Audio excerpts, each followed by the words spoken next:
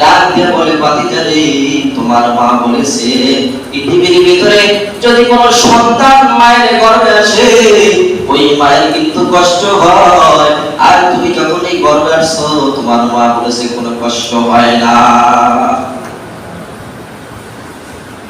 তোমার মা বলেছে কোনো কষ্ট অনুভব হয় না। আল্লাহর পয়গম্বরের দাদার নাম হলো আব্দুল মুত্তালিব। নাম কি? আব্দুল মুত্তালিব নবীজির দাদার নাম। এই আব্দুল মুত্তালিব কুরাইশদের একজন বড় ব্যবসায়ী ছিল, আপনারা জানেননি? আব্দুল মুত্তালিব কুরাইশ বংশের একজন মানুষ, কুরাইশ বংশের একজন লোক, আর কুরাইশদের বড় একজন নেতা, কুরাইশের একজন মুতাল্লিব, কুরাইশদের বড় একজন ব্যবসায়ী।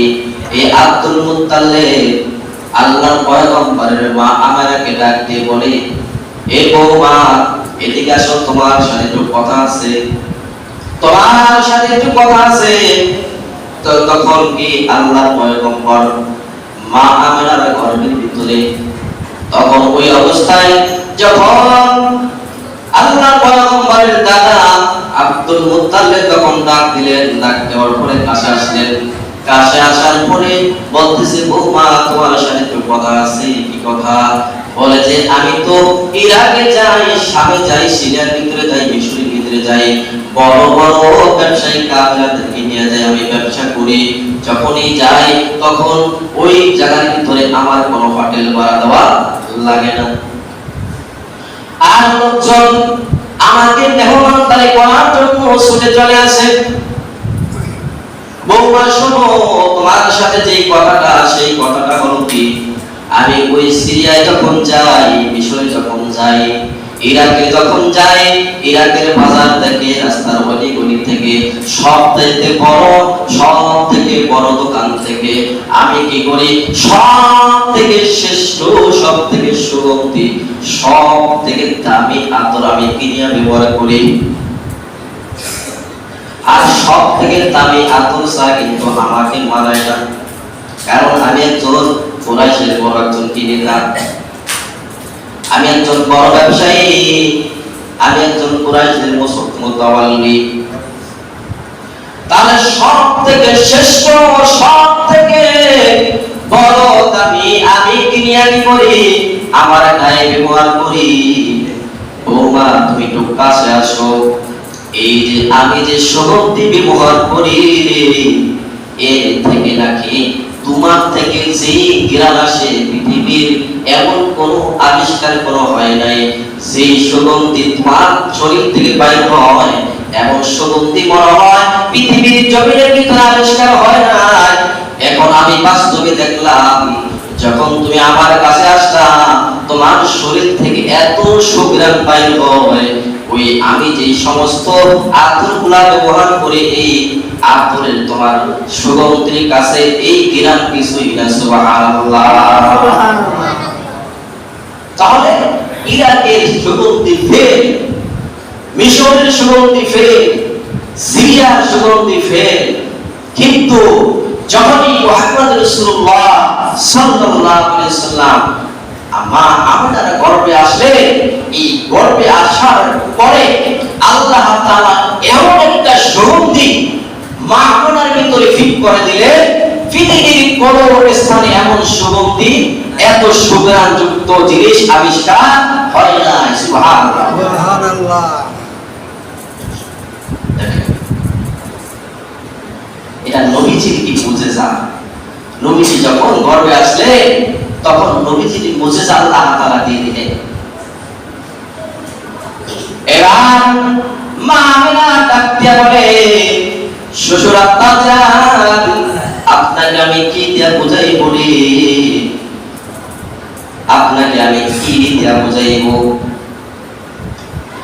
আমার গায়ের থেকে যখনই ঘাম বাইর হয়, কি বাইর হয়, আমার শরীর থেকে ঘাম বাইর হয়, এই ঘামের থেকেও কিন্তু মিশকামপুরের ঘ্রাণ বাইর হইতে শুরু করে দেয়। মুহাম্মদ গর্ভে থাকার কারণে এত সুগন্ধি যুক্ত ঘ্রাণ আল্লাহ তাআলা মা আমিনার শরীর থেকে বের করে দেয়। কেমন নবী ছিলেন আমার! তাই না আল্লাহর পয়গম্বরের মা আমেনা ডাকতে বলে, শ্বশুর আব্বাজান, আমি যে জামাটা পরিধান করি এই জামান থেকে মেশক আম্বরের জ্ঞান বাইর হওয়া শুরু করেছে। আমি যে জামা পরি এই জামা থেকেও জ্ঞান বাইর হইতে থাকে। মুহাম্মদ গর্বে আসার পর থেকে নিয়ে এই মুজিজাগুলো আল্লাহ তাআলা দান করে দিয়েছে। তাহলে জামা থেকে সুগরান বাইর হয়। মা আমেনা ডাক দিয়া বলে, শ্বশুর আব্বাজান আরো কি শুনবেননি? বলে, কি শোন, তুমি বলো। বলতেছে, আমি যদি তখন রাস্তা দিয়ে হাঁটা শুরু করি, যখনই পাথরের উপরে পাড়া দেই পাথরটা তোলার মতো নরম হয়ে যায়। মুহাম্মদ গর্বে থাকার জন্য আর গর্বে আসার পরে আল্লাহ তাআলা কি রহমত দান করলেন আর কি রহমত দান করলেন। মুহাম্মদ গর্বে আসার পরে এই সমস্ত মুজিজাগুলো অলৌকিক ঘটনাগুলো ঘটতেছিল। কেমন নবী আল্লাহ তাআলা আমাদেরকে দিয়েছেন। শুধু তাই না, মা আমেনা ডাকতে বলে, শ্বশুর আব্বাজান, যখন আমি রাস্তায় বের হই আকাশের তারকাগুলা ঝুঁকিয়া আমাকে সালাম জানাইতে থাকে। আমি যখন রাস্তা দিয়ে হাঁটি রে আকাশের মেঘমালা এসে আমার মাথায় সালাম করা শুরু করে দেয়। তাহলে মুহাম্মদুর রাসূলুল্লাহ সাল্লাল্লাহু আলাইহি ওয়াসাল্লাম তার ভালোবাসা আমাদের অর্জন করতে হবে। এটা এমনি অর্জন করা যাবে না। আল্লাহ রাসূলের ভালোবাসা অর্জন করার জন্য নবীদের ইত্তেবা করে চলতে হবে, নবীদের আদর্শ অনুযায়ী চলতে হবে, নবীদের সিরাত নবীদের সুন্নাত অনুযায়ী আমাদের চলতে হবে। নবীদের আদর্শ ছাড়া আমরা কি করতে পারবো না? জান্নাতে যেতে পারবো না। দুনিয়াতে নাই শান্তি, আখিরাতে নাই শান্তি। আসেনি? নবীজির ভালোবাসা ওই ব্যক্তি অর্জন করতে পারবে যে ব্যক্তির ভিতরে সুন্নতি লেবাস আছে। নবীজির ভালোবাসা ওই ব্যক্তি অর্জন করলো যে ব্যক্তির ভিতরে ৫ ওয়াক্ত নামাজ আছে। কারণ নবীজি শেষ সময় বলে গেছে, আসসালাতু সালাত ওয়া মা মালাকাত আইমানুহুম, এ সাহাবীরা নামাজ। নবীজির ভালোবাসা অর্জন করতে হলে নামাজ পড়তে হবে না? নামাজ পড়তে আসেন না কেন? নবীকে ভালোবাসা অর্জন করতে হলে ভাই চেষ্টা করতে হবে। চেষ্টা ছাড়া হবে না। পাহাড়ে যদি কেঁদে কেঁদে নবীজির ভালোবাসা অর্জন করতে হয়, তাহলে আপনার আমার কিছু করার দরকার আছে না? নাই? আল্লাহ আমাদের সবাইকে ৫ ওয়াক্ত নামাজি বানায় দাও। সকলে আমিন। তাহলে নবী আলাইহিস সালাতু সালাম দুনিয়ার ভিতরে যখনই মা আমেনার পেটের ভিতরে আসলেন, নবী আলাইহিস সালাতু সালাম যখনই মা আমেনার গর্ভে আসলেন, তাহলে নবীজি আলাইহিস সালাতু সালাম মা আমেনার গর্ভে আসার পরে মা আমেনার কোনো কষ্ট হয় নাই। কিন্তু পৃথিবীর ভিতরে এমন কোন মহিলা পাইবেন না, সন্তান যখন গর্ভে আসে তখন কষ্ট হয় না, এমন কোন মহিলা মনে হয় পাবেন না। ৩ মাস পর্যন্ত অনেক মহিলারই খাবার দাবার খাইতে পারে না, পারেনি, বহু কষ্ট হয়। এরপরে আল্লাহ রাসূল সাল্লাল্লাহু আলাইহি ওয়াসাল্লাম তার চাচা আবু তালেবকে ডাক দিয়ে বলেন, চাচা যান, আপনি শুনেছেন কি দেখেছেন বলেন। এবার আবু তালেব ডাক দিয়ে বলে, ভাতিজা রে, তোমার মা বলেছে পৃথিবীর ভিতরে সন্তান জন্ম দিতে যাইয়া কত মহিলা কিন্তু ডেলিভারির কেসে অনেকেই দুনিয়ার থেকে মারা যায়। আর যখন তুমি দুনিয়াতে জন্মগ্রহণ করছো, তোমার মায়ের কোনো কষ্ট অনুভব হয় না। সুবহানাল্লাহ। এরপরে আল্লাহর পয়গম্বর বলেন, ইয়া সাদাজা, আপনি শুনেছেন কি দেখেছেন? এবার তার চাচা আবু তালেব ডাক দিয়ে বলে, ভাতিজারে, তোমার মা বলেছে তুমি যখন এই দুনিয়াতে জন্মগ্রহণ করবা, তোমার ঘরের ভিতরে কি ছিল না? বাতি ছিল না, ল্যাম্প ছিল না, কেরোসিন ছিল না, কি ছিল না? আগের যুগে তো কেরোসিন ছিল। হ্যাঁ, কেরোসিন তো বাতি জ্বালাইছে না, ল্যাম্প। আপনাদের দেশে কি বলে? ল্যাম্প। আমাদের দেশে বরিশালে ল্যাম্প বলে। তাহলে এই ল্যাম্প জ্বালাইতে হলে কি লাগে? কেরোসিন লাগে। তাহলে নবী আলাইহিস সালাম যখন এই যে ঘরের ভিতরে জন্মগ্রহণ করবে, ওই ঘরের ভিতরে আর মা আমেনা ল্যাম্প জ্বালানোর মতো বাতি পায় নাই, বাতি পায় নাই, কেরোসিন পায় নাই যে বাতি জ্বালাবে। কিন্তু মুহাম্মদ রাসূলুল্লাহ সাল্লাল্লাহু আলাইহি ওয়াসাল্লাম অন্ধকারের মধ্যে জন্মগ্রহণ করলেন। দুনিয়াতে আসতে দেরি হয়, ঘন্টা আলো কিছু হইতে দেরি হয় না। যেমন বলি, আল্লাহর পয়গম্বর বলে, চাচা আর কি শুনেছেন, কি দেখেছেন? বলে, ভাতিজা, তোমার মা বলেছে দুনিয়াতে যখন এই সন্তান জন্মগ্রহণ করে, রক্ত মাথা অবস্থা আসে, বিভিন্ন ধরনের দুর্গন্ধ বাইর হয়। এটাকে কি করে? আল্লাহ ড্রেসিং করে, ভালো করে শ্যাম্পু দিয়া স্যাফরন দিয়া গোসল করাই করে। গোসল করানোর পরে তারপরে বলে দেয়, পরে ধরে।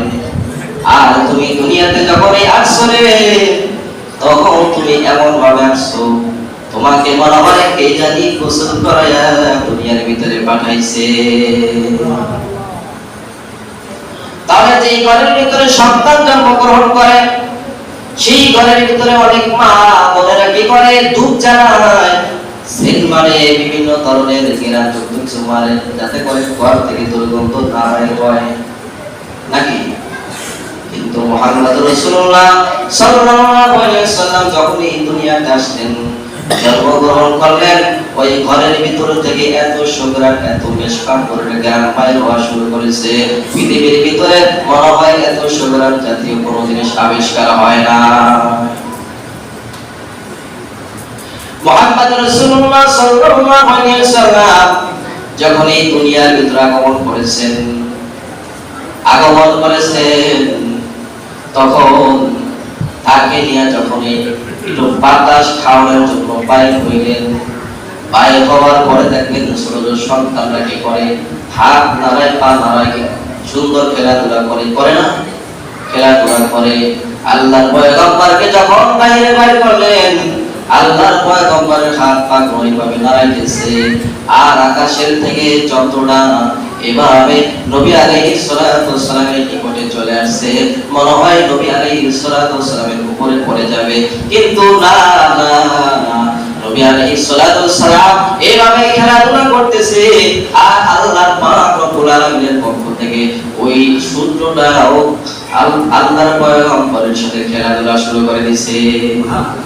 তাহলে চন্দ্র নবীর ভালোবাসায় ভালোবাসিত হয়েছে, সূর্য নবীর ভালোবাসায় ভালোবাসিত হয়েছে, পৃথিবীর সকল মাখলুক নবীজিকে ভালোবাসে। কিন্তু কপাল পোড়া মানুষ আমরা নবীকে ভালোবাসতে পারি না। নবীজি যাহা কিছু আদেশ করেছে তা মানতে হবে, যাহা থেকে নিষেধ করেছে তাহা থেকে বিরত আমাদের থাকতে হবে, তাহলে তো ভালোবাসা অর্জন করতে পারবো, নাকি? আল্লাহ পাক রব্বুল আলামিন আমাদের সবাইকে নবীজির ভালোবাসায় ভালোবাসিত হওয়ার তৌফিক দান করুন, আমিন। তাহলে নবীজির ভালোবাসা অর্জন করতে হলে পাঁচ ওয়াক্ত নামাজ পড়া লাগবে কিনা? আজকে শুক্রবার দিন, এই শুক্রবার দিন এটা মানুষের ইবাদত করার একটা রাত ছিল, কিন্তু অনেকেই ইবাদত করে নাই, আর ফজরের সময় নামাজে আসে নাই। এমন বহুত কপাল পোড়া, যদি এখানে হাত উত্তোলন করতে বলি, উঠাইতে বলি যে কে কে ফজরের নামাজ পড়ো নাই, বহুত কপাল পোড়া পাওয়া যাবে নামাজ পড়ে নাই। আছে না? নাই? বহুত আছে, বহুত আছে। হ্যাঁ, তাহলে নবীজির ভালোবাসা যদি অর্জন করতে হয় নামাজ পড়তে হবে। নামাজ ছাড়া কোনদিন কি জান্নাতে যাওয়া যাবে না, নবীজির ভালোবাসা অর্জন করা যাবে না। আল্লাহ পাক রব্বুল আলামিন আমাদের সবাইকে